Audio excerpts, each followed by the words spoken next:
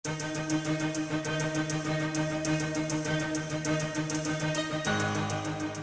se je ena pomembnejših skupščin družbe Petrol, tokrat z menjavo nadzornega sveta in pa sprejetjem sklepa o rezultatih in ravnanjih na podlagi posebne revizije, ki jo je opravila družba BDO.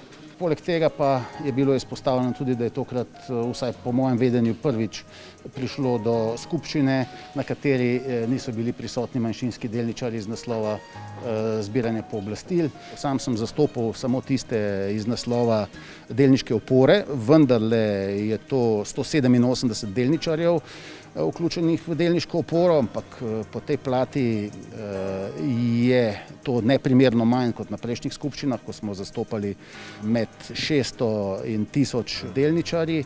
S tem v zvezi sem izrazil tudi protest in hkrati podprl predlog, kot ga je podal Slovenski državni holding, vezano na rezultate posebne revizije. Namreč predsednik prejšnje uprave je argumentirano, kolikor mu je čas dopuščal, zavrnil nekatere res zaskrbljujoče očitke in izsledke te revizije, tako da po tej plati seveda je več kot na mestu, da se podpre in prenese odgovornost na odločitev v zvezi s tem na samo upravo in na njihove odločitve. Ja, na začetku bi sam rad povedal, da sem delničarje opozoril na same vsebinske številne napake, ki jih ima revizija, tako strokovne kot vsebinske, tako kot sem omenil.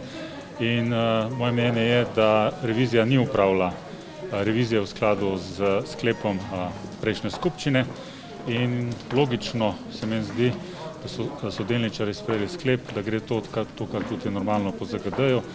In se tudi uprava je dolžna, da pregleda vse te posle in jih bo verjetno z vso skrbnostjo pregledala v skladu z sklepom skupščine. Mislim, jaz verjamem, da smo delali vse z pooblastili, zakoni in statuti, da nismo kršili dobenih stvari, da smo delali zmeraj v dobrobit družbe, kar seveda to prvo tudi dokazujejo naši rezultati, ki smo skupaj naredili z več kot 5000 zaposlenimi zadnjih 10 let. Pa povejte še, za kakšno številko pravzaprav gre, nismo? Ne vem, ne poznamo. Nobene škode ni opisana na nobenem stvari. Se pravi, v nobeni škodi se ni upredil revizor. V nobenih številkah. Jaz nisem zadovoljen, jaz sem glasoval proti, kajti mislim, da če je skupščina začela, to zadevo pred enim letom bi mogla tudi zdaj naprej nadaljevati s pooblaščencem. Večina je pač razmišlja drugače. Kaj pa sam nadzorni svet, predvsej očitkov je bilo, da bo v nadzornem svetu tudi šef kabineta gospoda Vizjaka, kar se do zdaj pa res ni dogajalo. Vi ste očitno glasovali za, glede na to, kakšen delež glasov? Jaz sem glasoval za vse predlagane nadzornike, ki jih je v nasprotnem predlogu predlagal SDH.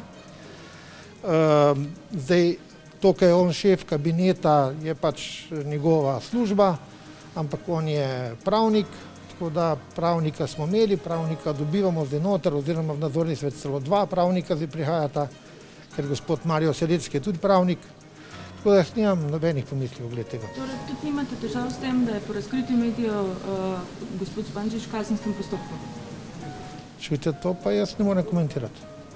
Se je po tej plati pokazalo in je verjetno ta vednost bila prisotna že na skupščini Petrola, da je BDO svetovanje, ki je v lasti, ki ima v solastništvu BDO revizijo, že takrat, ko je bil ta imenovan, upravljal postopek in bil predviden za postopek preveritve primernosti denarne odpravnine v primeru iztisnitve manjšinskih delničarjev iz družb Vizija Holding in Vizija Holding 1, kjer je v tej fazi strani sodišča imenovan poravnalni odbor že ugotovil, da je kar za 18-krat prenizka bila vrednost po delnici odpravnina razlaščenim iztisnjenim delničarjem.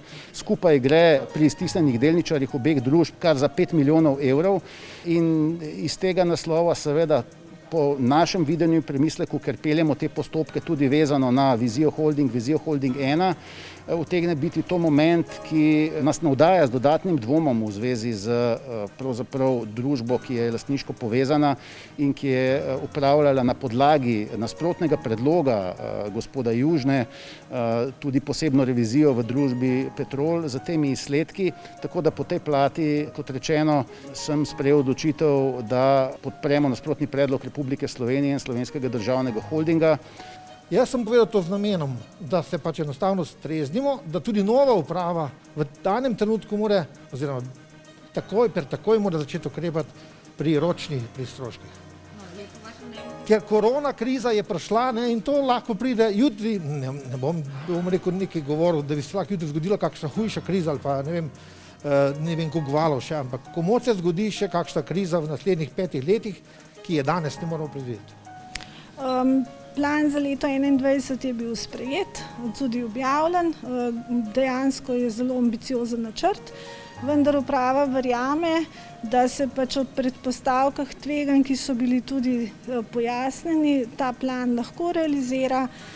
Plan temelji tako na organski rasti, kot pravzaprav tudi na akvizicijah, ki so bile speljane, in tudi na stroškovni učinkovitosti. Tudi sama verjamem v to, da pravzaprav je vsaka taka kriza priložnost za prav vsako družbo, da naredi nekaj na stroškovni učinkovitosti, pa tudi na procesni učinkovitosti, in pravzaprav je to en zdrav proces, ki ga mora vsaka družba pri sebi speljati in ga tudi v času krize najlažje spelje.